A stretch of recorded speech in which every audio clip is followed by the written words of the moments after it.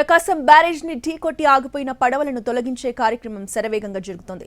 దాదాపు 7 మీటర్ల వరకు అండర్ వాటర్ కటింగ్ చేశారు డైవింగ్ టీం. మొత్తం 13 డైవింగ్ టీంలో ఉన్నారు. రేపు ఉదయానికి కటింగ్ పూర్తవుతుందని నిపుణులు చెబుతున్నారు.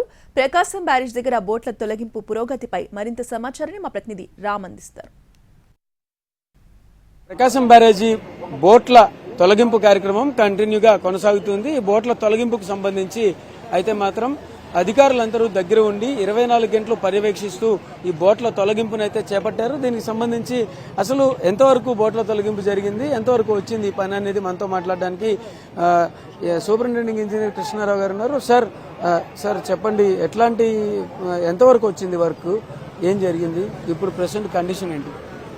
వాళ్ళు ఉదయం 10 గంటలకు వచ్చి చూసుకుని లోపలికంతా అండర్ వాటర్లోకి వెళ్ళి ఎట్లా కట్ చేయాలి ఏంటని ప్రణాళిక చేసుకుని దాని ప్రకారం ఆ ఎక్విప్మెంట్ అనేది లోపలికి తీసుకెళ్లి 12 గంటలకు మొదలు పెట్టారండి. 12 గంటల నుంచి 2 గంటల వరకు చేశారు. 2:02 పైకి వచ్చారు. అప్పటికి 2.5 మీటర్లు కట్ చేశారు. ఆ తర్వాత భోజనం చేసి మళ్ళీ 3:03 దిగారు. అప్పటి నుంచి కంటిన్యూస్ గా కటింగ్ వర్క్ జరుగుతూ ఉంది. అక్కడ 2 లేయర్లు లాగా ఉంటాయి. ఆ లేయర్స్ లో కటింగ్ జరుగుతూ ఉంది. అది వాళ్ళు 2 బ్యాచ్లుగా ఒకళ్ళ తర్వాత ఒకళ్ళు కంటిన్యూస్ గా చేయలేరు కాబట్టి ఆ నీళ్లలో చేస్తున్నారు. వాళ్ళు కూడా త్వరగా కంప్లీట్ చేయాలని ప్రయత్నం చేస్తున్నారు. అది వాళ్ళు కంప్లీట్ అయ్యి బయటకు వచ్చిన తర్వాత కానీ మేము ఏ విధంగా దాన్ని బయటికి తీసి మళ్ళీ నీళ్లలోకి వదలటమా బయటికి వెనక్కి లాగటం అనేది ఆ కటింగ్ అయిపోయి మొక్క విడిపోయిన తర్వాత తెలుస్తుంది. మొత్తం బోట్ అంతా ఎంత పొడవు ఉంటుంది? యాక్చువల్గా ఎంత వెడల్పు ఉండొచ్చు, అంత పొడవు ఉండొచ్చు. అంటే ఇది ఒక 12 అడుగులు ఉంటుంది. హైట్ 10 నుంచి 12 అడుగులు కనపడుతుంది. అటు కూడా అట్లాగే ఉంటుంది. కింద ఒక 15 అడుగులు ప్లాట్ఫామ్ అది ఉండొచ్చు.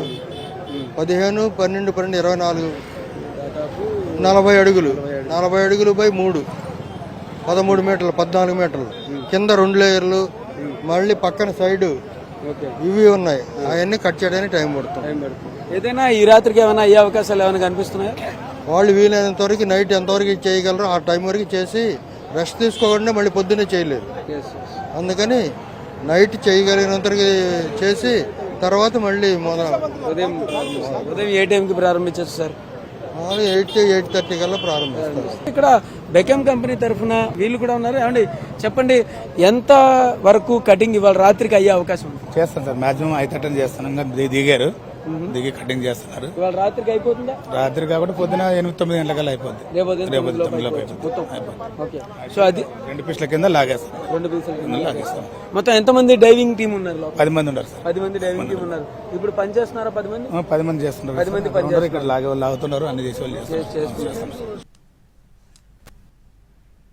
విజయవాడ ప్రకాశం బ్యారేజ్ వయస్సు 67 సంవత్సరాలు. 6 పదుల వయసున్న బ్యారేజ్ కి ఇప్పటి వరకు చూడనంత వరద వచ్చింది. అయితే ప్రకాశం బ్యారేజ్ కి పలు మార్పులు చేస్తే మరో 25 సంవత్సరాల పాటు వయస్సు పెరుగుతుందని ఇరిగేషన్ అడ్వైజర్ కన్నయ్యనాడు భారీ వరద నేపథ్యంలో సూచించారు. అయితే ఆ సూచనలేంటి? నిజంగానే ప్రకాశం బ్యారేజ్ కి మార్పులు అవసరమా? ప్రకాశం బ్యారేజ్ ప్రస్తుత పరిస్థితిపై మా ప్రతినిధి రామ్ స్పెషల్ రిపోర్ట్ ని అందిస్తారు. ప్రకాశం బ్యారేజీ చరిత్రలోనే ఎప్పుడూ రానంతగా 11.46 లక్షల క్యూసెక్కుల వరద ప్రవాహం అయితే వచ్చింది. అయితే ప్రకాశం బ్యారేజీ ఇప్పటిదా, ఏ కాలం నాటిది, ఎప్పుడు కట్టారు, ప్రకాశం బ్యారేజీ కట్టడం వెనక ఉన్నటువంటి చరిత్ర ఏంటి? అయితే 1832, 33 ప్రాంతంలో భయంకరమైన కరువు వచ్చింది. ఆ టైంలో 1853, 54లో ప్రకాశం బ్యారేజీ మొదటి ఆనకట్టని కట్టినటువంటి పరిస్థితి అయితే ఉంది. అయితే దీనిలో అప్పుడు కట్టినటువంటి ఆనకట్ట మీద నుంచి సరాసరి వరద నీరు ప్రవహించేలాగా కూడా ఆనకట్టను కట్టిన పరిస్థితి అయితే ఉంది. అయితే అటువంటి ఆనకట్టకి 1.49 కోట్లు అప్పట్లోనే ఖర్చు పెట్టారు. అయితే ఇది ఆ తర్వాత దానికి సంబంధించి అప్పటి కాటన్ శిష్యుడైనటువంటి మేజర్ చార్లెస్ ఓర్ ఆ కన్స్ట్రక్షన్ ని పర్యవేక్షించారు. అయినప్పటికీ కూడా ఆ కన్స్ట్రక్షన్ కనుక మనం చూస్తే ఆ తర్వాత వరద నీరు దాని మించి ప్రవహించేలా కట్టిన నేపథ్యంలో అది ఒకప్పటి భారీ వరదకి కొట్టుకుపోయినటువంటి పరిస్థితి అయితే ఉంది. ఆ తర్వాత 1954 ఫిబ్రవరి 13న ఒక కన్స్ట్రక్షన్ స్టార్ట్ చేశారు. మళ్లీ ప్రకాశం బ్యారేజీ కట్టారు.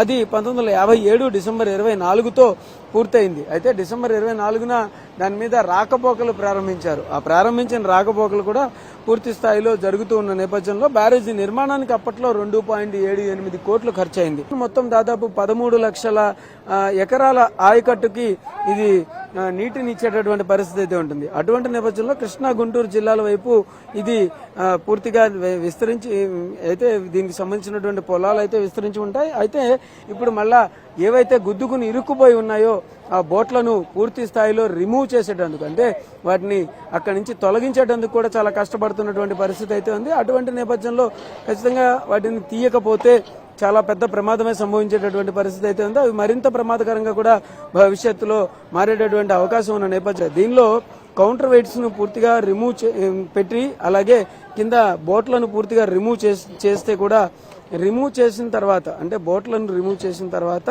దీనికి పూర్తి స్థాయి సేఫ్టీ వచ్చేటటువంటి అవకాశం ఉంటుంది. అట్లా కూడా సెక్యూరిటీ జాగ్రత్తలు కూడా తీసుకోవాల్సిన పరిస్థితి ఉంటుంది అని అయితే మాత్రం చాలా క్లియర్ గా కనిపిస్తుంది. అయితే ఇక్కడ ప్రకాశం బ్యారేజీ యొక్క చరిత్రలో ఇప్పటిదాకా దాదాపు 1957 నుంచి, అంటే ఇప్పుడు చూస్తే గనక అదొక 43 సంవత్సరాలు, ఇదొక 24 సంవత్సరాలు, అంటే 67 సంవత్సరాల పాటు ఉన్నది. ఈ 67 సంవత్సరాల్లో కూడా ఇప్పటిదాకా ఇటువంటి ప్రమాదం, ఇంత భారీ ప్రమాదం, అంటే వచ్చి కౌంటర్ వెయిట్లు పగిలిపోయేటంత ప్రమాదం ఏ రోజు జరగని నేపథ్యంలో ఈ రోజు జరిగినటువంటి ఇలాంటి ప్రమాదాలని తట్టుకోవాలి అంటే ఏం చేయాలి, ఈ ప్రమాదాలు ఫర్దర్ గా జరగకుండా ఉండాలంటే ఏం చేయాలనేది కూడా నిపుణులు అయితే పరిశీలించి దానికి సంబంధించి చర్యలు తీసుకోవాల్సిన పరిస్థితి అయితే ఉంటుంది. ఇంకొక పక్కన దీని ప్లేస్ లో కూడా గట్టిగా ఇంకొక కన్స్ట్రక్షన్ కూడా చేయాల్సినటువంటి పరిస్థితి ఉంటుందని చెప్పేసి చెప్తున్నారు. కన్నయ్య నాయుడు అయితే మాత్రం ఇటీవల పులిచింతల గేట్ల లాంటి గేట్లను కన్స్ట్రక్ట్ చేస్తే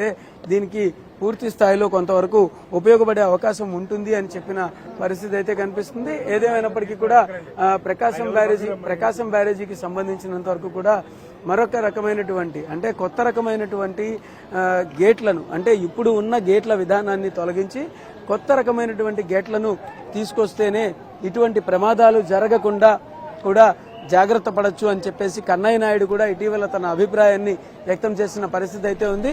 కెమెరా పర్సన్ లక్ష్మణ్తో రామ్, ఎన్టీవీ, ప్రకాశం బ్యారేజ్ వద్ద నుంచి.